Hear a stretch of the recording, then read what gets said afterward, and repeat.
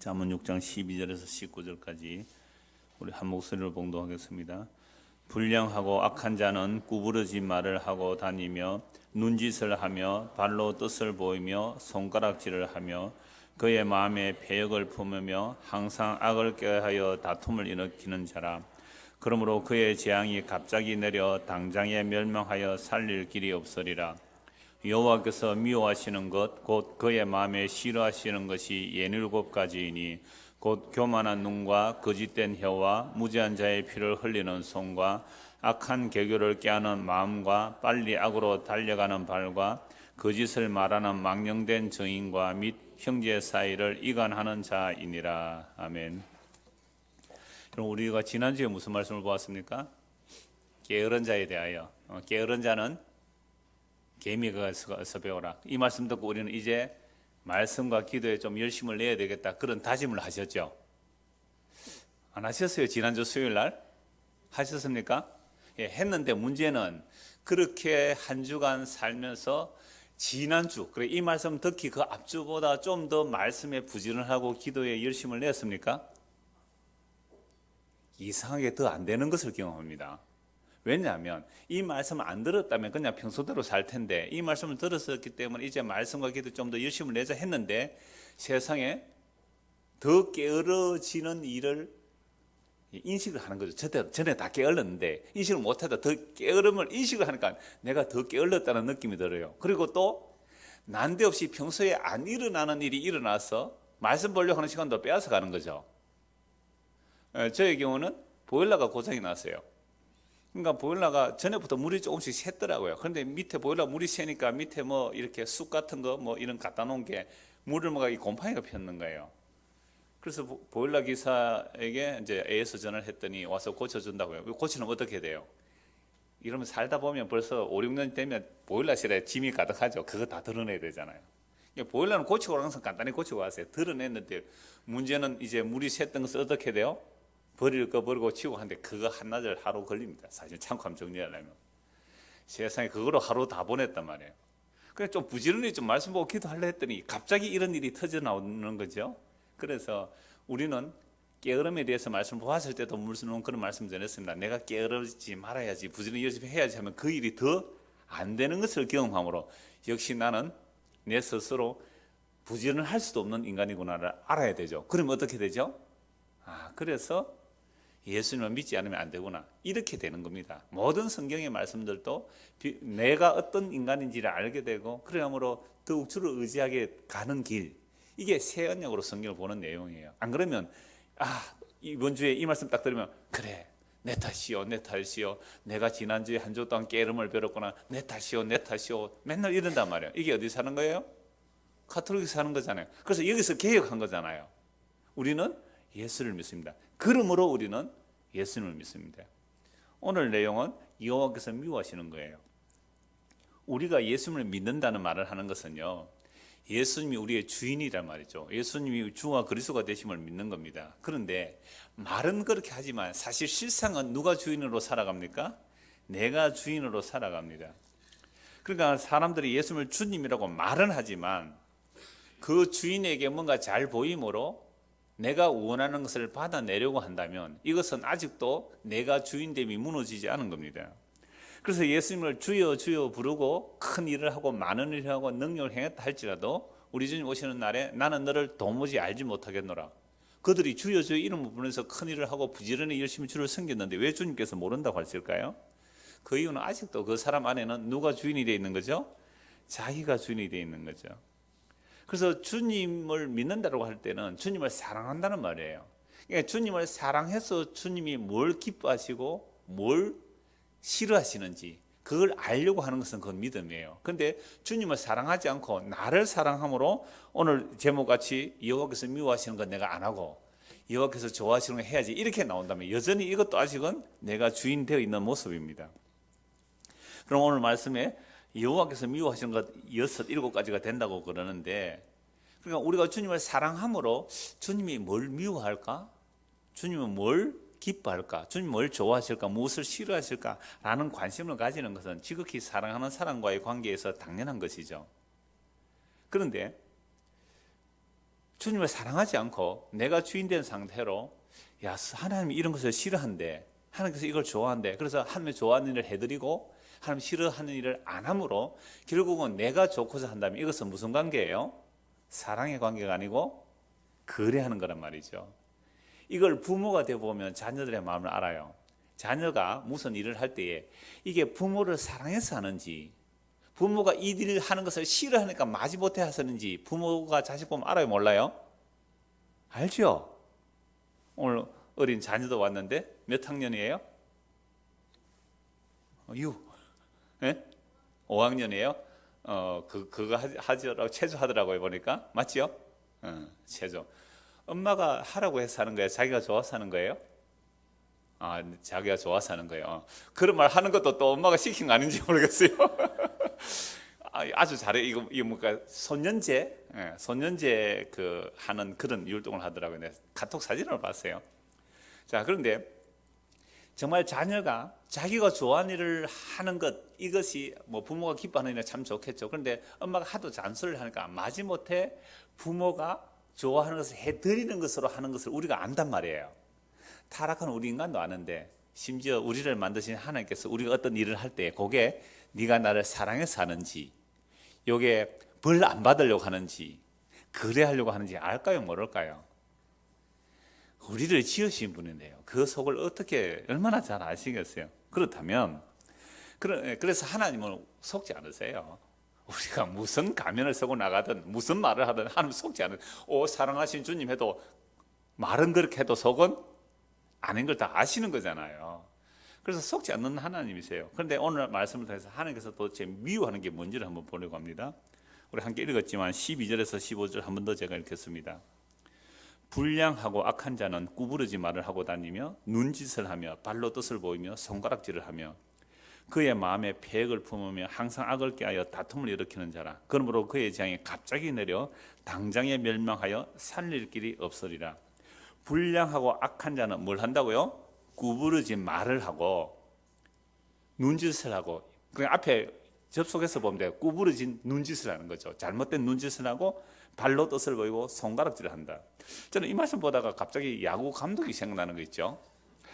여러분, 야구 감독이 말로도 하지만 어떻게 해요? 눈짓, 발짓, 사인 뭐 이렇게 하잖아요. 이렇게 하면 뭐예요? 이건 도루해라, 이것은 번트대라, 이런 얘기잖아요. 이거는 치고 달리라. 전부 눈짓, 손짓, 발짓 다 해요, 야구에서. 그러니까 이 눈짓, 손짓, 발짓을 하는 이유가 뭐예요? 상대방을 속이려고, 작전을 눈치채지 못하게 하려고. 그래서 유럽 사람들은 야구를 안 좋아한대요. 왜요? 속이는 것이니까. 비신사적이래요. 그래서 도루가 있잖아요. 도루는 뭐예요? 주자가 투수나 포수나 또는 감독의 눈치 안 채고 샥 도루를 도자가 훔칠 도자예요. 그게 베이스로 훔치는 거예요. 스틸이잖아요. 그러니까 훔치고 속이고 하는 것이 정당화된 규율로 되어 있는 야구는, 이건 신사적이지 못하다. 그래서 유럽에서는 야구가 인기가 없잖아요. 그래서 유럽 사람들은 자기들은 그렇게 야비한 비신사적인 야구 같은 거 안 좋아하고 뭘 좋아해요?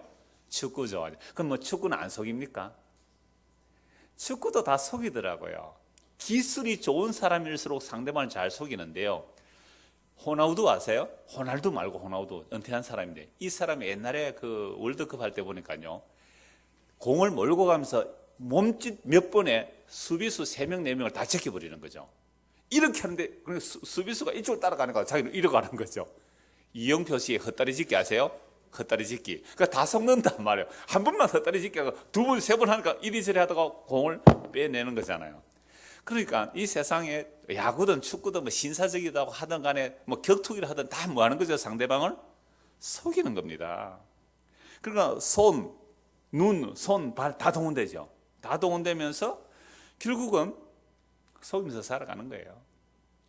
그 제가, 이건 저 고유의 예화이지만 저희 아버지가 어릴 때 하신 말씀이 기억나요. 그래서 임금님이, 구정궁궐에 살던 임금님이 밖에 시찰을 갔죠. 사람이 너무너무 많은 거예요. 그래서 신에게 물었대요.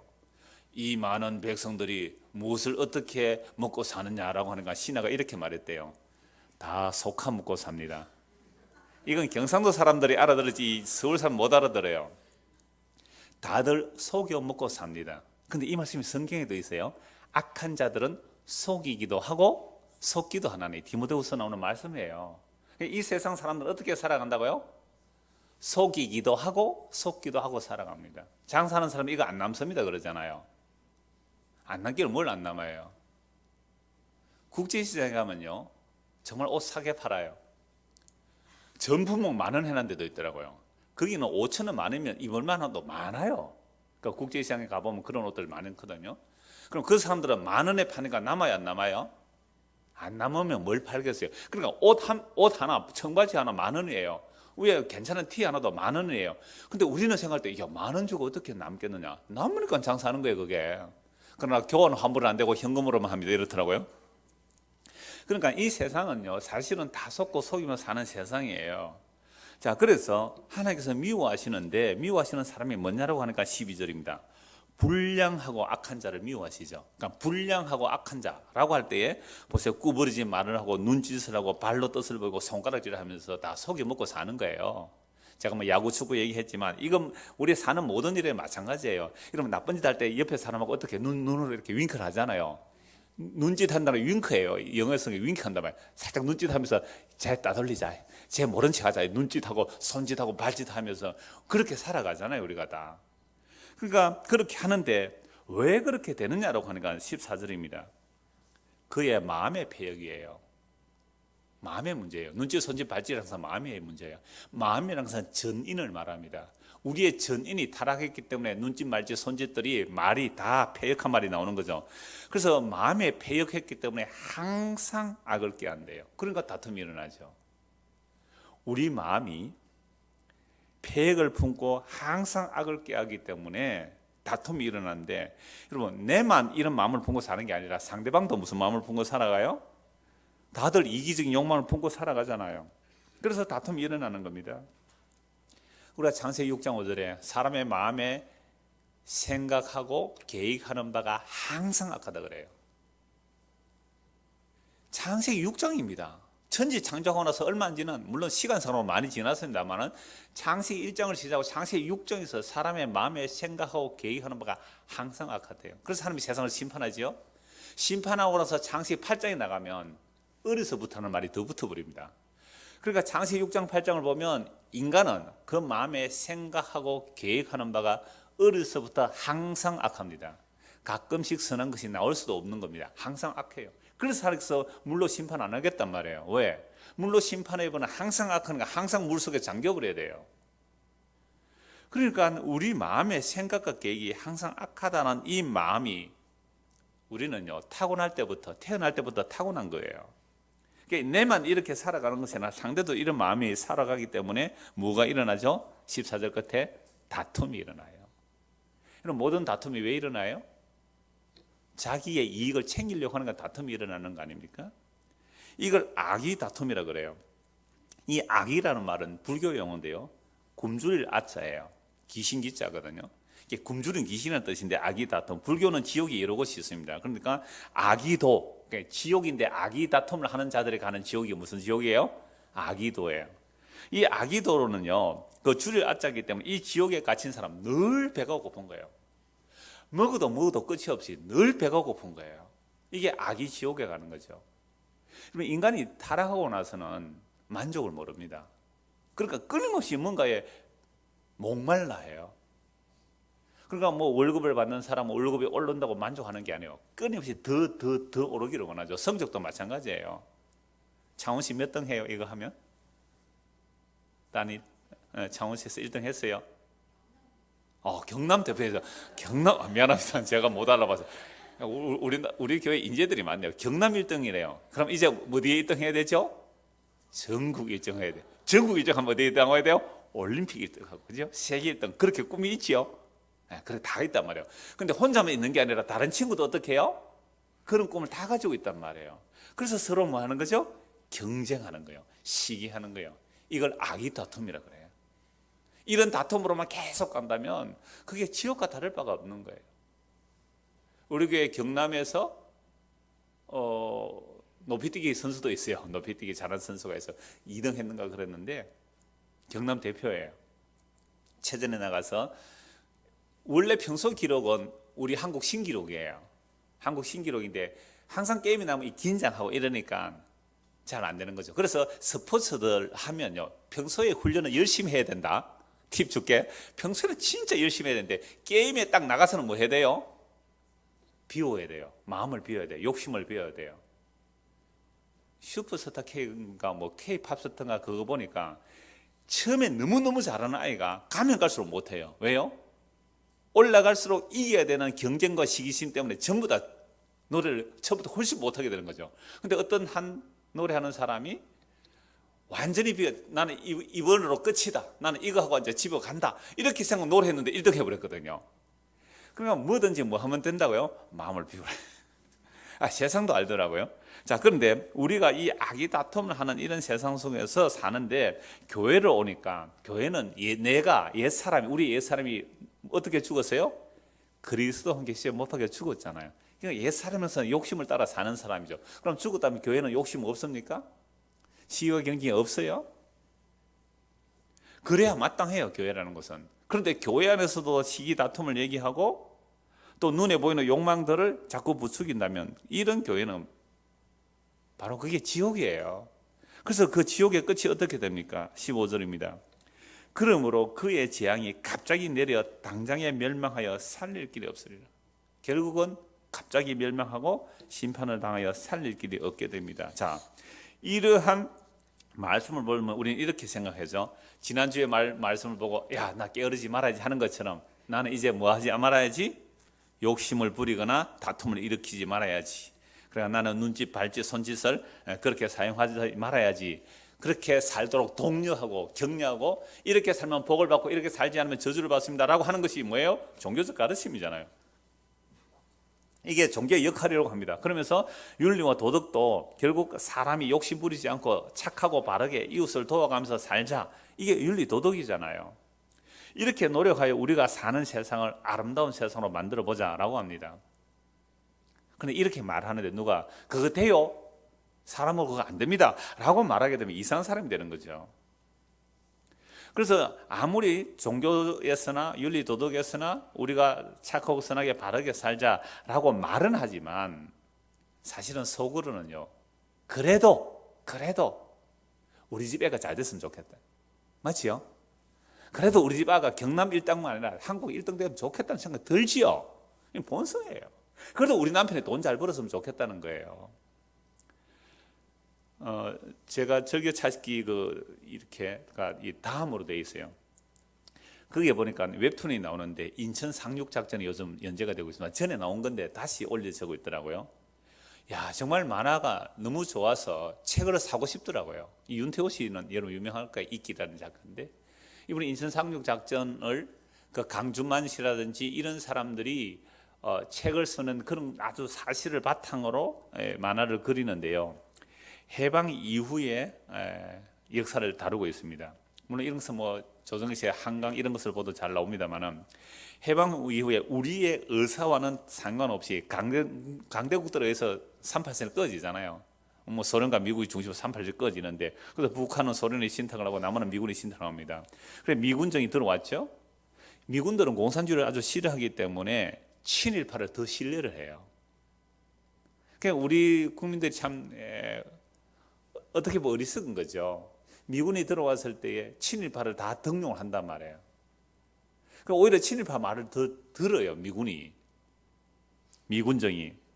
자, 그렇게 되니까 그 혼란기에 어디에 줄을 서야 되는가를 어디에 줄을 서는 것을 막 치열하게 이제 사람들이 눈치를 보는 거죠. 그러다가 이 만화에 나오는 어떤 사람은 자기 동생이 일본 순사의 앞잡이 노릇 한 사람이에요. 아주 비열하고 아주 기회주의적인 사람인데 이 동생이 밉지만 형수도 굉장히 미워했어요. 그렇지만 이 동생이 기회를 타서 결국 밥을 먹고 살게 해주니까 정말 가난한 시설 아닙니까? 먹고 살게만 해주니까 어쩔 수 없이 이 동생 친일파한 그 순사 앞잡이한 그 나쁜 놈의 동생의 도움을 받고 살더란 말이죠. 그러면서 어떻게 하면 기회를 찾아가는데요. 이 만화 제가 빨리 보면 200씩 돈을 줘야 돼요. 일주일만 기다리면 무료가 돼요. 그래서 무료로 보고 있습니다, 저는. 그래서 오늘 그러니까 월요일까지 그 무료로 본 내용 속에 제일 마지막이에요. 이 내용이 딱 나와요. 그 일종의 주인공이죠. 그 사람이 하는 말이 만화의 끝에 단어가 이래요. 천지가 욕망에 쌓여 있다. 지금 좌파에 서야 되는지 한민당에 서야 되는지 또는 다른 파에 서야 되는지 신을 해서 돈 많은 사람들이 그 돈을 어디에 갖다 둬야 내가 한 자리 하는가. 여기에 전부 다 목을 메고 있으니까 이런 만화에도 천지가 욕망에 쌓여 있다. 만화도 이런 말을 해요. 그런데 교회에서 성경을 가지고 설교를 하면서 인간의 이러한 욕망을 고발하는 것이 아니라 이런 욕망을 부추긴다면 그 말을 하는 사람이나 그 말을 듣고 따라가는 사람이나 어디로 간다고요? 15절에 그러므로 그의 재앙이 갑자기 내려 당장에 멸망하여 살릴 길이 없으리라. 자, 그러므로 단지 윤리 도덕적으로 또는 종교적으로 설교하면 안 되는 거죠. 불량하고 악한 사람은 망하니까 불량하고 악한 사람 되지 마세요. 눈치 쏘지 말지 똑바로 하세요 라고 하면 안 된단 말이에요. 그러면 이 불량하고 악한 자가 누구일까요? 어떤 사람일까요? 성경에서 이 불량하고 악한 자라는 내용을 쭉 살펴볼 겁니다. 그러면 단지 윤리 도덕적 차원에서 불량하고 악한 자가 아니구나. 이런 자들이 불량한 자구나. 평소에 수요일 안 오는 사람이 수요일 와가 그렇습니다. 그러니까 이웃을 만나가지고 차를 타고 오늘 교회 오니까 좀 춥지요? 히터 좀 켭시다. 그래서 불량한 사람이 어떤 사람이냐를 제가 성경 여러분 잘 아시니까 그래서 성경을 읽어야 돼요. 이거 일일이 하나하나 다 찾으면 6곳에 찾으면 벌써 1시간 다 가니까 그냥 쭉쭉 말씀만 드릴게요. 장만 말하고요. 자, 신명기 13장에 불량한 사람에 대해서 율법에서 나오는데요. 어떤 사람이 불량하냐면 하나님께서 이스라엘 백성을 애굽에서 인도하여 냈잖아요. 애굽에서 인도하여 낸 여호와 하나님을 버리게 하는 자가 뭐예요? 불량한 자예요. 유월절 어린 예표로 구속하여 내셨는데 그 하나님을 버리고 다른 신을 쫓아가게 하는 사람이 뭐예요? 불량한 자예요. 그런데 이 불량한 자가 어떤 사람이냐 하면요, 신명기 13장 1절에서 3절을 보면 선지자로 등장해요. 꿈꾸는 자로 등장해요. 내가 계시를 받았다 그래요. 그래서 내가 어떤 표적과 이적을 말하면 말한 대로 돼요. 그래서 내가 예언을 했잖아요. 예언대로 돼요. 그리고 사람들이 그 사람들 따라가겠어요? 안 따라가겠어요? 따라가는 거예요. 표적과 기적을 말하고 그 표적과 기적이 말대로 나타난단 말이에요. 그렇다 할지라도 그 사람이 애굽에서 우리를 구속해 내신 여호와 하나님을 떠나게 만든다면, 그래서 이스라엘 백성은 가나안 땅에 들어가서도 여호와 하나님을 버리고 다른 신을 따라가게 하면 그가 뭐라고요? 불량한 자예요. 그럼 이미 성경에서 불량한 자 딱 첫째가 뭐예요? 하나님께서 이스라엘 백성을 애굽에서 인도하여 내셨는데, 애굽에서 인도하여는 애굽이란 세상입니다. 이 세상에서 빠져나오게 하신 어린 양의 피로 빠져나오기 위해서 그 여호와 하나님을 버리는 것이 무슨 사람이에요? 불량한 자예요. 그럼 이 불량한 자가 표적과 기적이 나타납니까? 안 나타납니까? 나타나요. 표적과 기적을 보여주고 말하면 말대로 되고, 그 목사 말 들어서 어디에 투자를 했더니 세상에, 저 서울에 그런 사람이 있대요. 목사 말 듣고 투자를 했더니 투자하는 것마다 대박이 나는 거예요. 아파트 사라 그래서 샀더니 막 2배로 남았어요. 세상에. 어떤 곳에서는 저 밀양 저 어디에는요, 뭐 목사가 그 가게 앞에 학교 앞에 뭐 풀빵 가게를 해라 했더니 장사가 너무 잘 돼가 목사한테 제네시스를 사줬다던가 뭘 사줬다던가 그랜저를 사줬는데 뭐 그것도 제네시스를 바꿔줬대요. 와, 나도 그런 능력이 있으면 좋겠다. 소나타 불사는 5년쯤 돼가지고 뭐 기수도 많이 나고 그러는데, 제가 말해가지고 장사하고 싶은 어때 장사에서 대박 나면 그랜저 뭐 이런 거 안 사주겠어요? 그러면 교회에서 헌금만 해도 되고 목사 차 살려고 얼마나 좋아요, 그죠? 그런데 그렇게 표적과 기적이 말대로 된다 할지라도 그를 따라가지 말라. 여러분, 불량한 자가 여러분들 좋아요, 안 좋아요? 좋잖아요. 내 말대로 하십시오 하면 그대로 대박이 나는데요, 이게 불량한 자래요. 누가 그 사람을 불량한 자로 보겠어요? 그래서 서울에 그런 사람 있다 그래서 저도 그런 사람 좀 소개해 주세요. 저도 거기에 출석하겠습니다. 이 보일러가 8년 됐대요. 고장난데. 8년 되니까 고장난데. 보일러 고장나면 집주인이 고쳐주는 거 맞지요? 나중에 집주인한테 5만 원 내놔라 그래야 되겠습니다. 5만 원 들었으니까. 그러니까 좀 이렇게 표적과 기적이 나타나면 누가 그 사람은 불량한 사람, 신령한 사람이고 그 목사님의 말씀만 들으면 어디를 가도 형통하고 대박이 난다. 그런 사람이 이런 하나님이 진짜 하나님이다 하고 하는데 안 따라갈 사람이 있겠어요? 예? 표적과 기적을 말했는데 말한 대로 되는 거예요. 자녀는 어느 대학 보내십시오. 대학 덜컥 합격했어요. 아들은 어디 취직하십시오. 취직이 됐어요. 어디에 땅을 사십시오. 어디 아파트를 사십시오. 말하는 대로 했더니 돈이 막 들어와요. 진짜로 그런 얘기 해준 사람 있어요. 저한테. 우리 교인인 것 같은데. 그래서 저도 거기에 소개해달라고 그랬어요. 제가 좀 출석하려고. 집이라도 한 채 마련해야 안 되겠습니까? 그러니까 이런 식으로 하는 사람을 누가 불량한 자로 보겠느냐 말이죠. 신령한 분으로 더욱 떠받들어 모신단 말이죠. 이런 불량한 자가 세상 것과 전혀 다른 개념이죠. 표적과 기적이 나타나고 기도하니까 기도 응답이 척척되고 내 소원한 바가 다 이루어지는데 진짜 성경에서 말하는 여호와 하나님을 떠나게 한다면 그 사람이 뭐라고요? 불량한 자예요. 두 번째, 사사기 19장입니다. 에브라임 지파에 사는 레인이 유다 베들레헴에 사는 첩을 구했어요. 아니, 레이 지파 제사장 지파예요. 그러나 레위 지파는 흩어져 사니까 에브라임 지파에 사는 이 레위인이 자기 부인인데 첩을 또 구했는데 베들레헴 사람이에요. 그런데 자기 첩이 또 바람을 나가지고 들켰어요. 그래서 도망가서 자기 친정에 가버린 겁니다. 넉 달 지나서 이 레위인이 자기 첩을 데리러 갔죠. 장인 집에.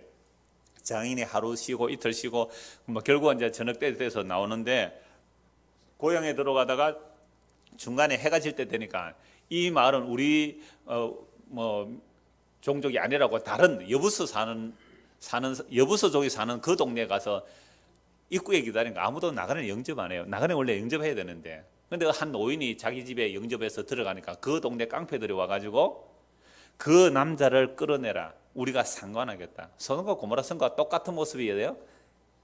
이 사사시대에 있었던 거예요. 그러니까 이 레위인이 자기 첩을 내주죠. 그래서 밤새도록 욕보이고 새벽에 그 첩이 죽어 있잖아요. 그 첩을 이렇게 12토막 내서 12지파에 나눔으로 온 백성이 난리가 나고 한 민족이 사라질 뻔한 그런 일들이 일어난 장면인데 여기서 깡패들 그 상관하려고 하는 이달이 무슨 자라고요? 불량한 자예요. 악한 자예요. 근데 문제는 그들만 불량한 자가 아니라 누구도 불량해요? 레인도 불량하고 그 예루살렘에 사는 사람, 여부서 사람들, 여부서가 예루살렘 땅이거든요. 예루살렘 땅에 사는 그 사람들 그러고. 그래서 사사시대 모든 사람들이 다 자기 소견에 옳은 대로 살았기 때문에 다 어떤 사람이에요? 불량한 자들이에요. 세 번째, 사무엘상 2장에서 엘리 제사장의 두 아들이 어떤 자들이에요? 불량한 자예요. 아니, 아버지가 제사장인데 이 제사장의 아들이 아버지 백을 믿고 하나님께 드리고자 하는 제물을 자기가 먼저 취하여 가는 거죠.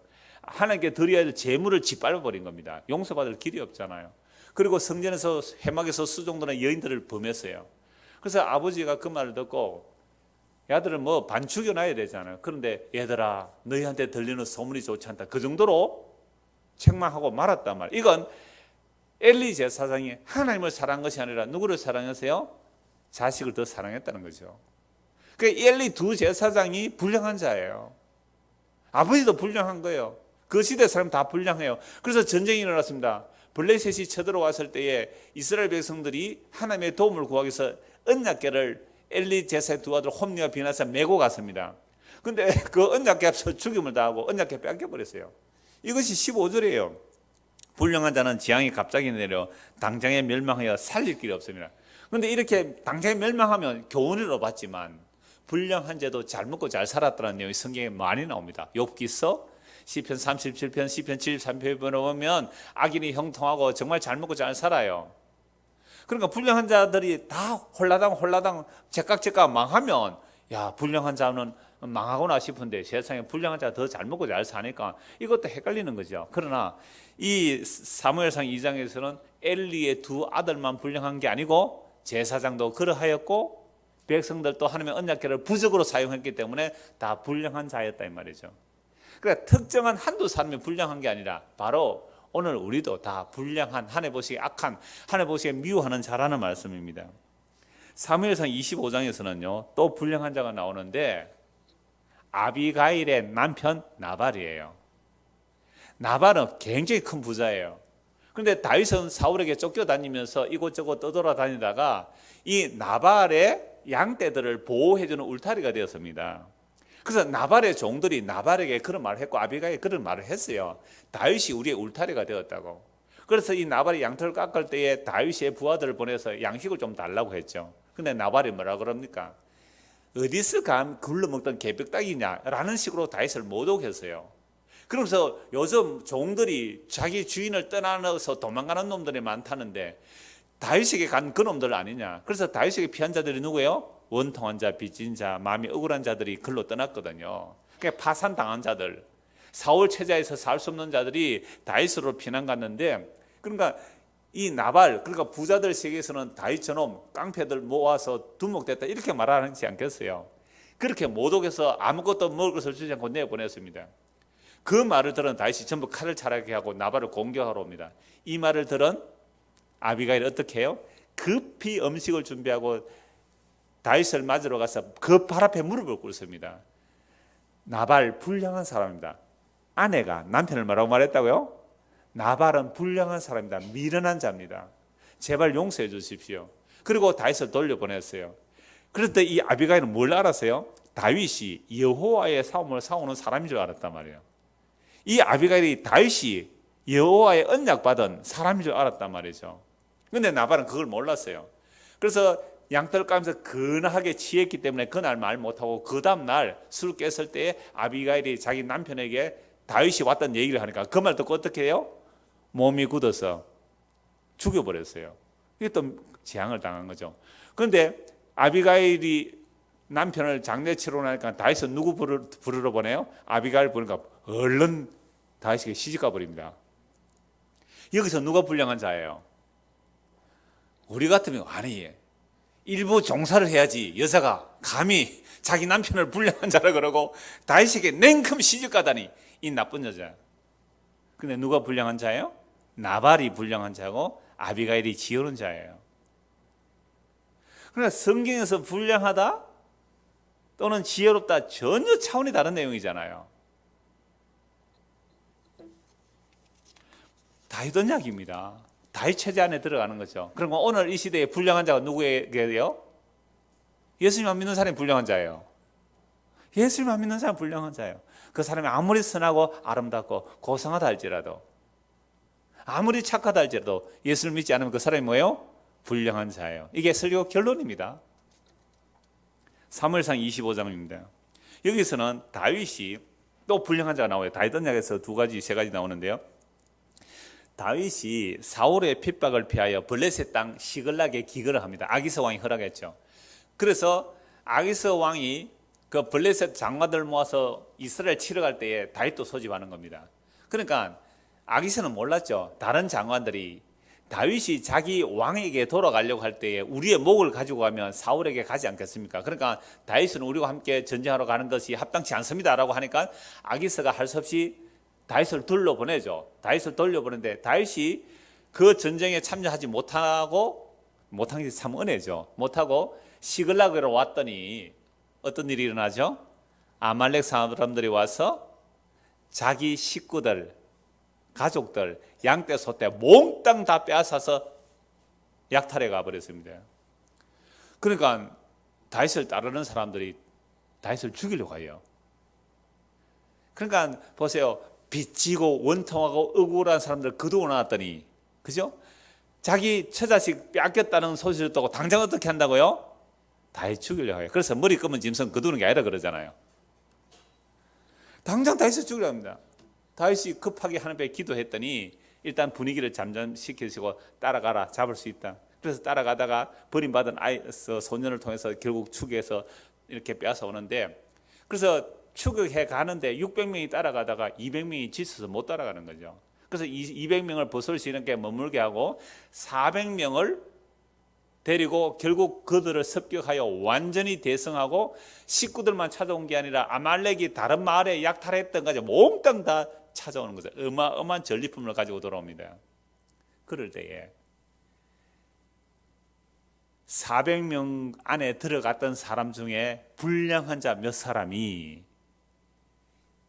전쟁에 따라오지 못한 200명 보고 뭐라 그래요? 이 사람들에게 전리품은 주지 말고 처자식만 줘서 쫓아냅시다. 이들도 원래는 어떤 사람이었어요? 환난당한 자, 빚진 자, 원통한 자, 갈 데 없어서 다윗 휘하에 들어온 사람들 아닙니까? 그런데 전쟁하다가 나고병이 있을 수 있잖아요.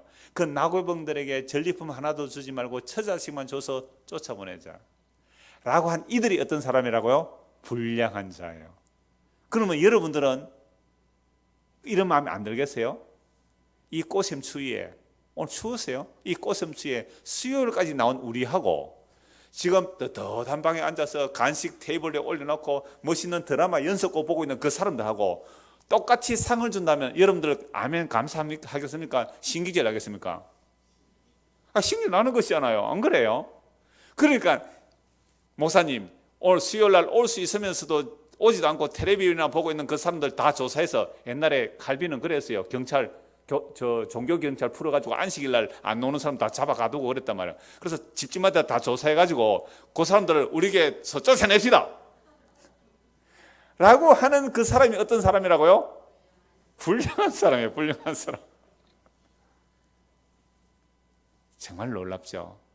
우리가 생각하는 불량의 개념하고 전혀 다른, 우리가 볼 때는 다윗이 불량한 것 같아요. 아니 일한 대로 줘야죠. 많이 일하면 많이 받고 적게는 적게 받아야지. 아니 전쟁 때 참여하지 못한 그 사람들에게 다시 뭐라고 하는지 아세요? 여호와의 전쟁 개념을 설명해요. 집에 있는 자나 전쟁에 나간 자나 나고병이나 열심히 싸운 자나 전리품을 공평하게 나누어 가져라. 이게 하나님 나라예요. 시기와 질투가 있을 수 없잖아요. 이게 여호와의 전쟁 전리품을 나누는 규례로 다윗이 정해버립니다. 이게 다윗 언약이에요. 그래서 지금 아비가일 얘기, 나발 이야기나 이 전리품 얘기나 간에 지금 불량한 자가 뭐예요? 다윗 언약. 하나님께서 일방적으로 은혜 베푸심을 아느냐 모르느냐에 따라 불량한 자이며 아니냐 그런 거예요. 하나님께서 일방적인 은혜를 아는 사람은 뭐예요? 불량한 자가 아니에요. 하나님의 일방적인 은혜를 차별화 시켜버리는 거, 행위에 따라 차별화 시켜버리면 이게 무슨 사람이 돼요? 불량한 사람이에요. 그런데 우리의 속성은 불량한 것이 원래부터 가득 차여 있어요. 목사가 어떤 사람의 눈길만 자주 도 시기한다니까요, 다른 사람이. 그래서 목사는 눈길 둘 데가 없어요. 그래서 자꾸 좌우로 살핍니다. 정말 그래요. 내가 좀 더 수고했는데 안 알아줘 보세요. 섭섭해요. 얼마나 불량한 자들이 많이 모인지 몰라. 열왕기상 21장의 나봇의 포도원 사건. 이세벨의 사주를 받아서 나봇을 모함하죠. 이게 구부러지 말을 하는 거예요. 왕을 모독하고 여호와 하나님을 모독했다고 해서 돌로 쳐 죽여버립니다. 나봇을. 돈을 받고 권력의 압력을 받아서 거짓말하는 거. 이게 불량한 자예요. 그러면 이 거짓말한 이들은 원래 깡패들이잖아요. 원래 불량한 자들이에요. 그 불량하게 한 사주한 누구예요? 이세벨이 악한 여왕이잖아요. 아합이 악한 자들이잖아요. 불량한 자들이에요. 그 배우는 누가 있어요? 사실은 사탄이 있어요. 그러니까 우리가 어떤 사람을 볼 때, 저 사람 참 불량한 사람이라고 평가할 때에 혈과 육의 싸움을 사면 그 사람을 미워하는 거잖아요. 그러나 그 사람 배후에 누가 있는 거예요? 아, 사탄이 있구나 라고 해야 영적 싸움을 싸울 수가 있는 거예요. 안 그러면 어떤 특정 개인에게만 미워하게 되면 그 사람도 지금 뭐예요? 사실은 섞고 있는 거죠. 자, 지금까지 우리가 성경에서 불량하고 악한 사람 6명을 살펴보았습니다. 6 사건을 살펴보았어요. 자, 이런 불량하고 악한 자들과 우리는 전혀 상관이 없는 자들입니까? 아니면 나와 상관이 있는 내용입니까? 우리는 뭐 끔찍하게 살인한 자가 아닌데 이 불량한 자들이 우리라고 말하면 여러분들은 좀 속상해할 수도 있습니다. 그런데 제가 방금 말했던 그 여호와의 전쟁에 자기 공로 주장하는 자 모습 우리 안에 있어요, 없어요? 있단 말이에요.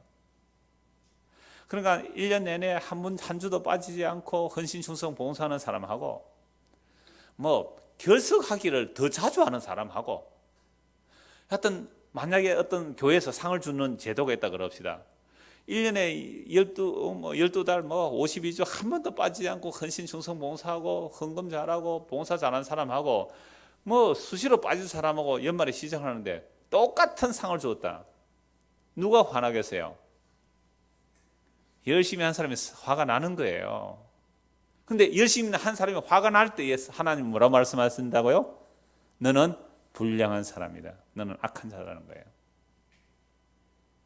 그러니까 세상에 불량하다는 개념과 성에서 불량하고 악한 자라는 개념이 전혀 다르다 이 말이죠. 그래서 이 내용을 좀 더 구체적으로 설명하는 것이 16절에서 19절입니다. 다시 보시죠. 16절에서 19절. 여호와께서 미워하시는 곳, 곧 그의 마음에 싫어하시는 것이 67가지니 67가지다.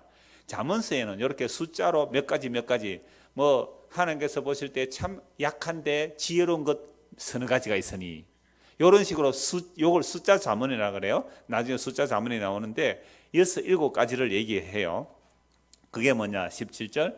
곧 교만한 눈과 거짓된 혀와 무죄한 자의 피를 흘리는 손과 악한 계획을 깨는 마음과 빨리 악으로 달려가는 발과 거짓을 말하는 망령된 정인과 및 형제 사이를 이간하는 자이니라. 하나하나 따지면 7가지예요. 그럼 이 말씀은 앞에 거와 같아요. 사실은 불량한 자는 어떻게 한다고요? 구부러진 말을 하고 눈짓을 하고 발로 뜻을 보이며 손가락, 눈짓, 발짓, 손짓, 불량한 말 또는 패역을 품고 악을 꾀하는 자, 이런 것과 마찬가지로 이걸 좀 더 구체화 세밀화시키는 것이 첫째 뭐예요? 교만한 눈. 하나님 미워하는 거예요. 앞에 불량한 것도 하나님 다 미워하시지만 이걸 좀 더 구체적으로 말하면 교만한 눈이에요. 눈. 두 번째요, 거짓된 혀. 세 번째, 무죄한 자의 피를 흘리는 손, 눈, 혀, 손. 악한 계획을 깨하는 마음, 빨리 악으로 달려가는 발, 거짓 말하는 망령된 정인, 형제 사이를 이간하는 자, 이렇게 7가지인데요. 그럼 눈, 혀, 손, 발 이런 것들은 다 어디서 나오는 거예요? 마음에서 행동이 나오는 거잖아요. 그러니까 이 마음이 아까 부패했다는 내용을 그대로 보는 거죠. 그래서 앞과 이 뒷부분이 거의 같은 내용이지만 하나하나 좀 살펴보기 위해서 제가 구별해서 보겠습니다. 첫째가 뭐예요? 교만한 눈. 여호와께서 미워하시는 거예요. 여러분, 우리 눈이 높습니까? 안 높습니까? 눈이 높아요. 그래서 나중에 보겠습니다만은 잠언서 21장 4절에서는 눈이 높고 마음이 교만한 것이 죄라 그랬어요. 눈이 높고 마음이 교만한 게 죄래요. 그럼 언제부터 인간은 눈이 높고 마음이 교만해졌습니까?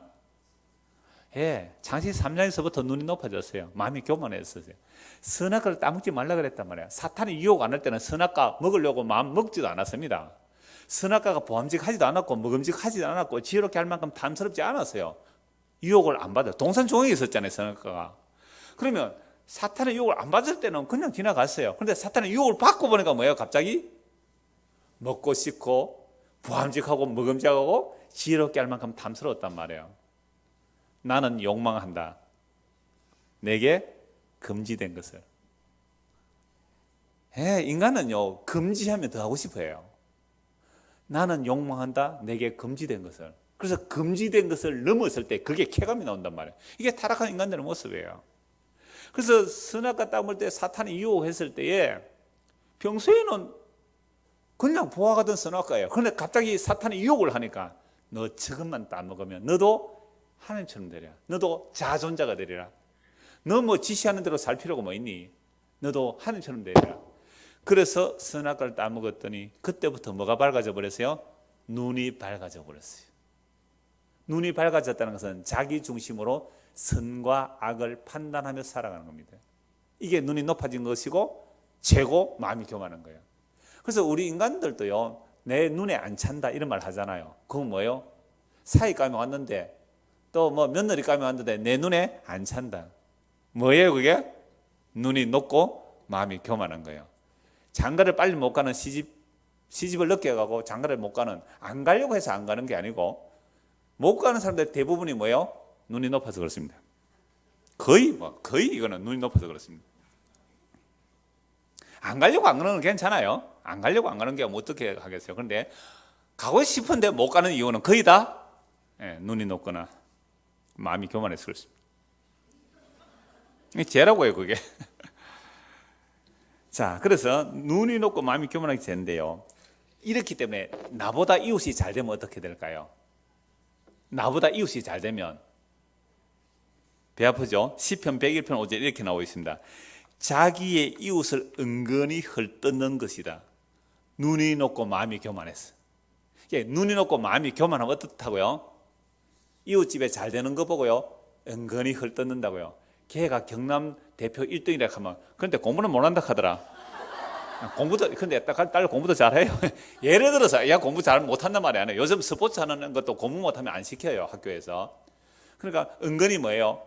말은 지독실이 안 듣는다 그러더라. 뭐 이렇게 해요. 은근히 헐뜯는다고요. 아마 제가 경남 대표를 했기 때문에 여러 사람들이 저거 집에 엄마 아빠 말은 잘 안 듣는 것 같아. 이렇게 아마 나오면 그게 뭐예요? 성경을 보면 우리 인간에게서 나올 수 있는 모든 제약을 다 들춰내는 거예요.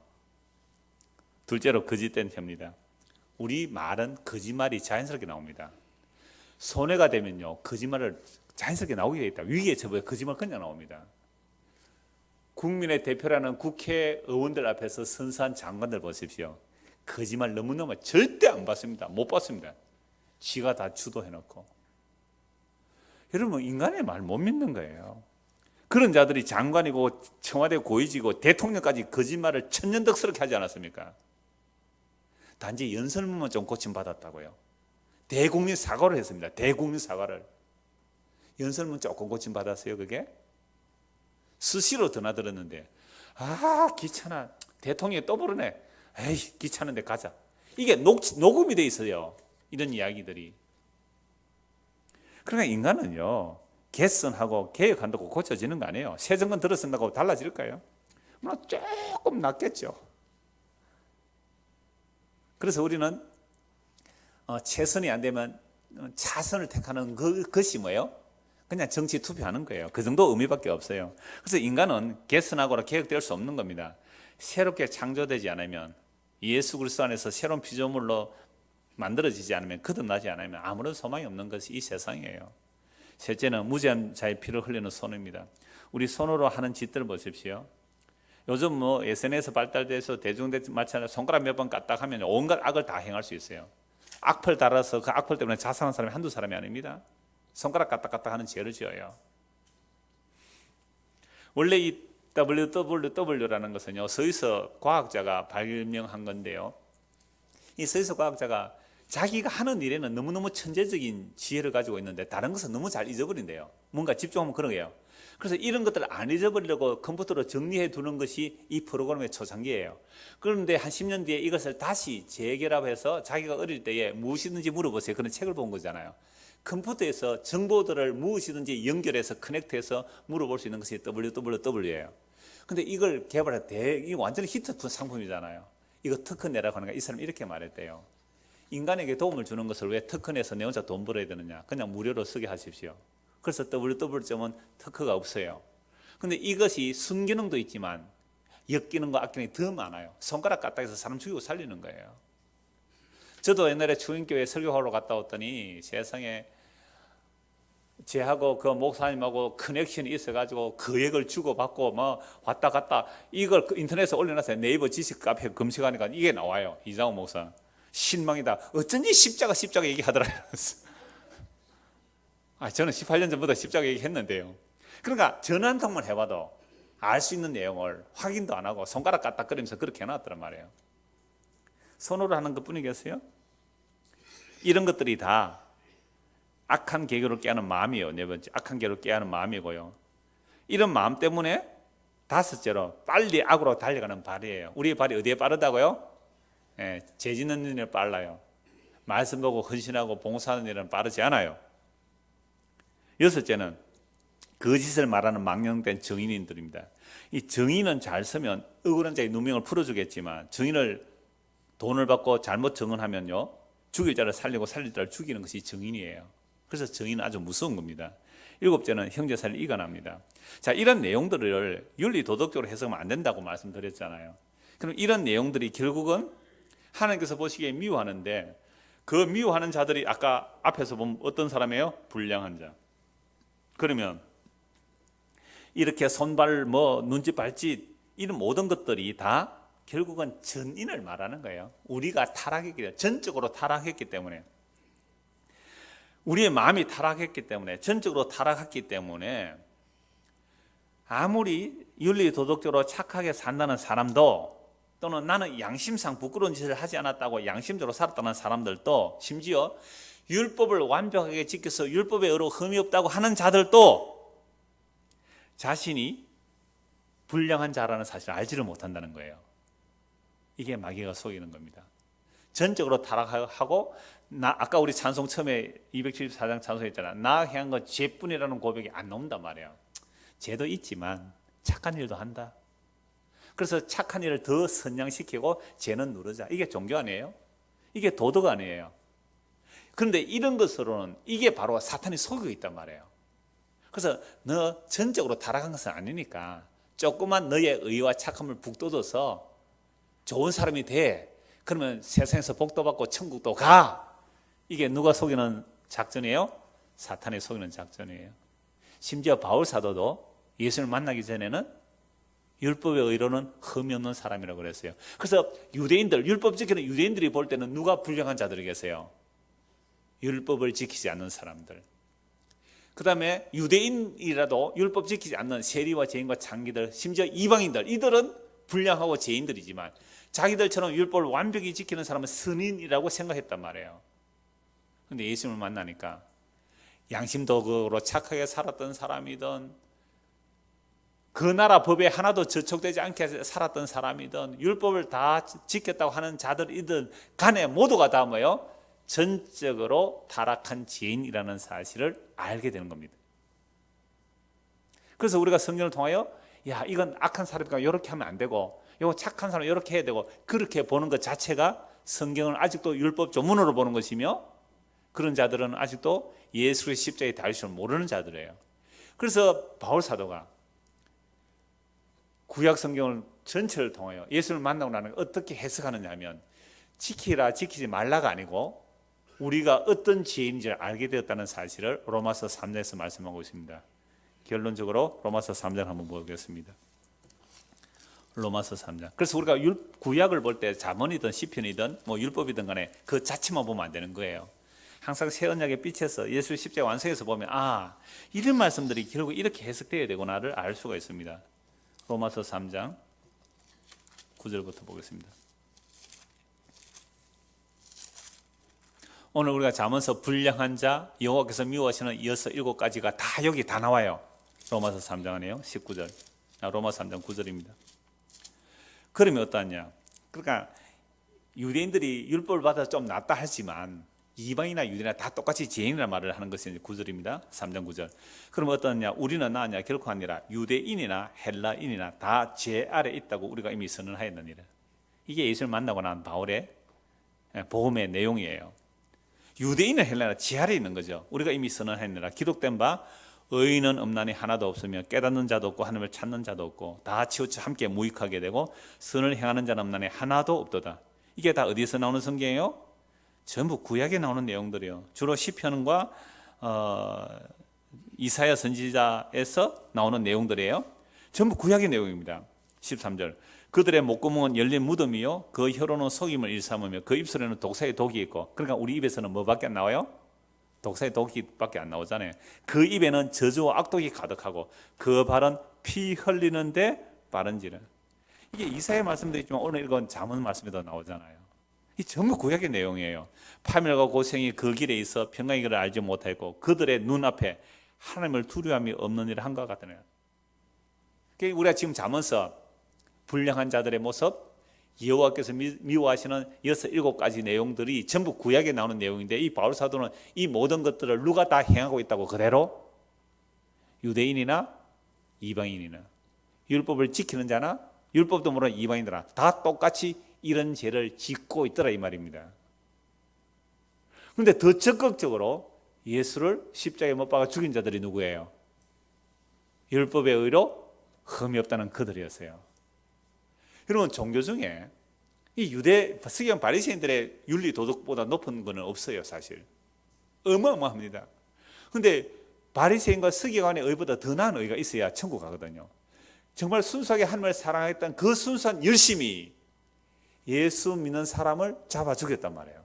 예수를 박했단 말이에요. 바울이 어디 다른 사사로운 욕심 때문에 열심히 했어요? 자기가 조상적부터 섬겨왔던 그 하나님을 양심적으로 열심히 섬겼어요. 그런데 예수 믿는 사람 잡아 죽였잖아요. 이것으로 인하여 인간에게서 나오는 어떤 선한 일이라고 할지라도 하나님 앞에서 하나도 가치로 인정 못 받는단 말이에요. 그래서 찬송가 나 행한 것 죄뿐이니 이 사람은 정말 성령의 조명 없이는 이게 불가능해요. 성령 우리에게 비치게 되면 내 머리끝부터 발끝까지 나오는 것들이 전부 죄 짓는 일에 빨랐어요. 우리의 생각들이, 우리의 손이, 우리의 발이, 우리의 눈짓이 죄 짓는 일에 빨랐지 주를 기쁘시하는 일에는 빨란 적이 없어요. 그러니까 우리는 여호와께서 뭐 하는 일만 했다? 미워하는 짓만 했어요. 여호와 하나님께서 보시기에 미워하는 짓만, 그게 7가지라는 것은 완전하다는 의미예요. 언제 우리가 하나님 기뻐하는 일을 했어요? 그래서 바울 사도가 유대인이나 이방이나 몽땅 다 이 모양 이 꼴이다는 거죠. 19절입니다. 우리가 알거니와 무릇 율법이 말하는 바는 율법 아래 있는 자들에게 말하는 것이 이는 모든 입을 막고 온 세상으로 하나님의 심판 아래 있게 하려면 율법의 뜻을 알았어요. 자문의 뜻을 알았어요. 시편의 뜻을 알았어요. 인간이 이렇게 악하게 살지 말고 착하게 살라 이 정도가 아닌 걸 알았단 말이에요. 모든 율법이란, 이때 율법이라는 것은 전부 구약이에요. 구약 전체가 뭐하게 만들어버려요? 모든 입을 막고 온 세상을 하나님의 심판 아래 가두어버리는 거죠. 그러므로 율법의 행위로 그의 앞에 어렵다 하심을 얻을 육체가 없는데 율법으로 뭘 깨달아요?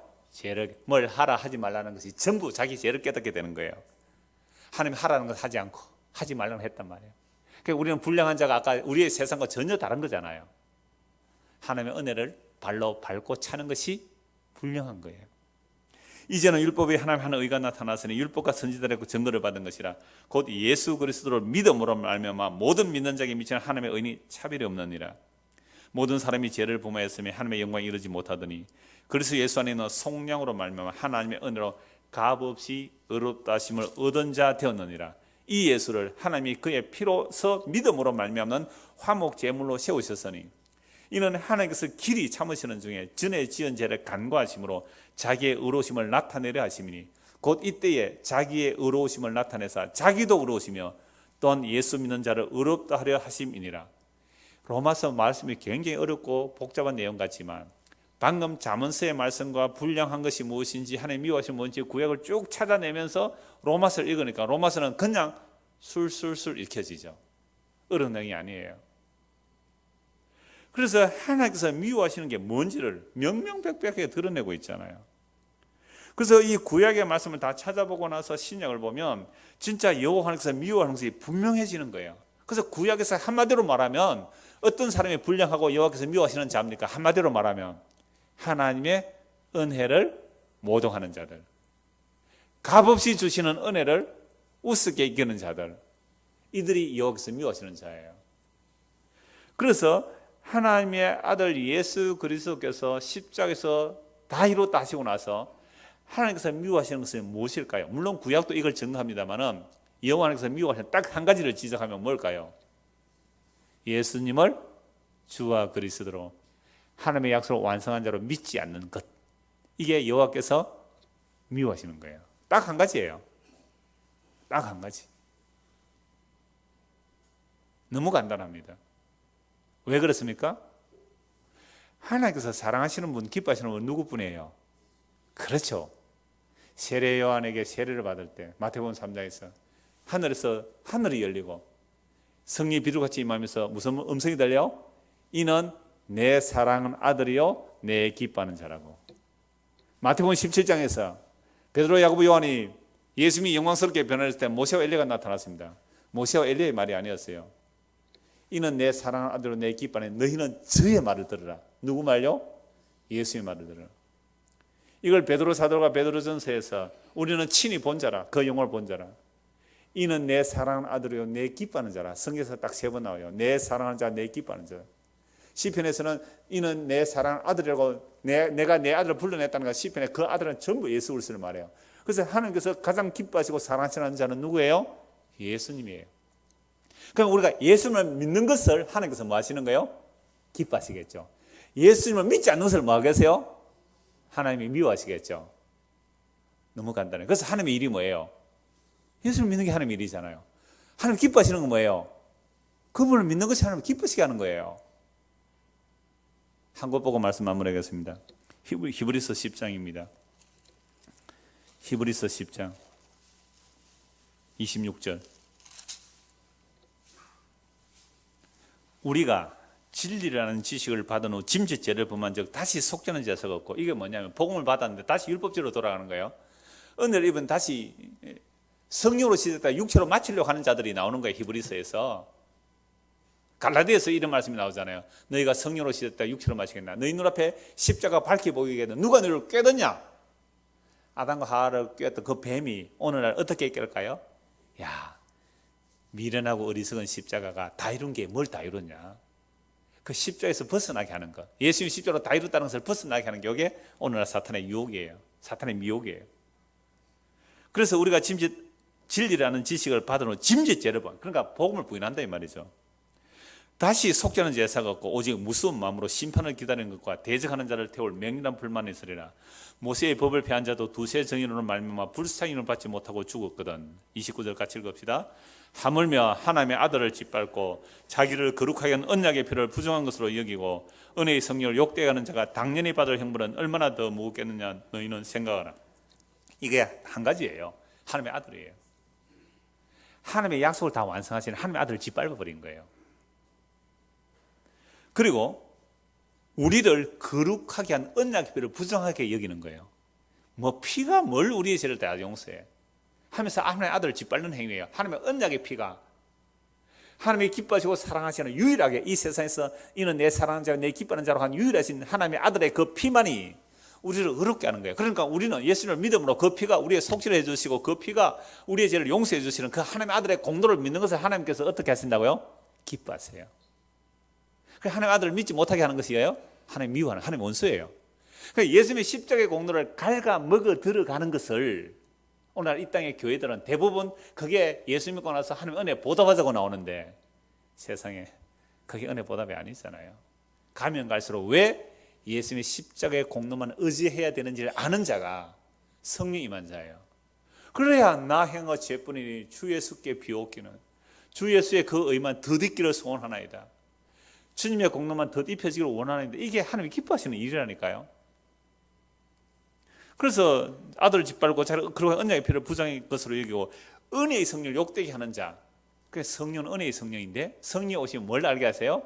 우리가 예수 그리스도 안에서 하나님께로부터 받은 은혜가 무엇인지 고린도후서 2장 12절이죠. 하나님께서 우리에게 주신 은혜를 알게 하는 것이 은혜의 성령이에요. 그럼 은혜의 성령이 임하게 되면 예수님이 무엇을 다 이루어서 예수 그리스도를 통하여 하늘의 신령 복들이 어떻게 우리에게 주어지는지 알게 되므로 세월 지나갈수록 더욱 주님을 알기를 원하는 거예요. 주님을 의지하는 거예요. 이게 하나님을 사랑하는 거예요. 그래서 누구든지 주를 사랑하지 않거든 저주를 받을지어다고 고린도전서 16장 22절에 바울 사도가 말해요. 여러분, 예수님을 정말로 믿고 사랑하는 자는 우리 주 예수 그리스도 안에 있는 그 하나님의 은혜와 그 사랑과 영원한 생명들이 얼마나 귀하신지를 알게 돼요. 알게 되면 알게 될수록 우리가 사랑하면 사랑하는 사람을 알고 싶듯이 그리스도를 더 알고 싶어하는 것이 지극히 당연해요. 그래서 여호와께서 미워하시는 것은요, 예수님을 믿지 않는 거예요. 예수님께서 십자가로 다 이뤘다는 사실을 믿지 않는 거예요. 그러면 하나님께서 사랑하신 자는 반대로 어떤 사람일까요?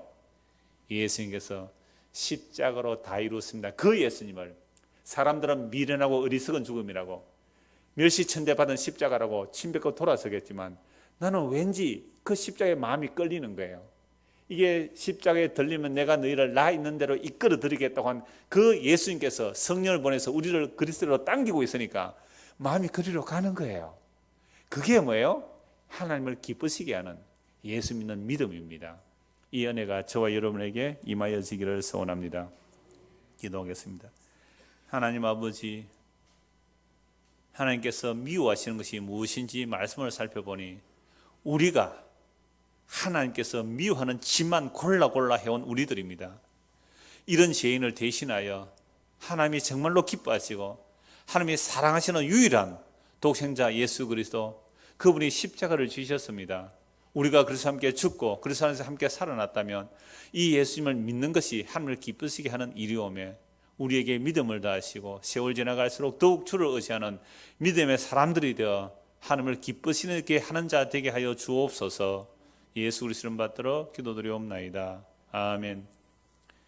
자, 이렇게 기도하도록 하겠습니다.